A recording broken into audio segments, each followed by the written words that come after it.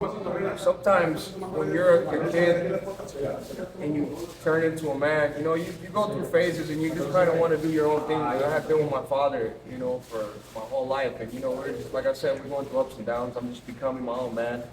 And we're just going through a lot of disagreements, but that's why I moved over here to Miami to give myself some time, because I've always been the kid that's been with his father, always had the guidance of his father.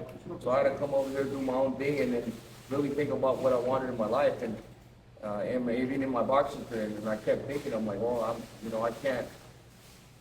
I wouldn't feel right continuing this path that I'm on without having my father by my side. You know what I mean? So that's really when I realized, and, I'd rather stop boxing than to leave my father.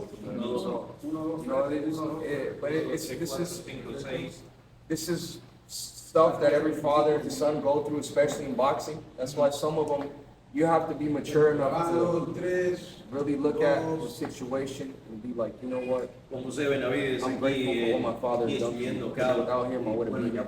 So I was mature enough to admit that to myself. But look at every other father, son duo, they always have their ups and downs. So I can't speak for any other father and son duo, but for me and my father, like I said, I'm grateful for my father. Without him, I'd rather stop boxing.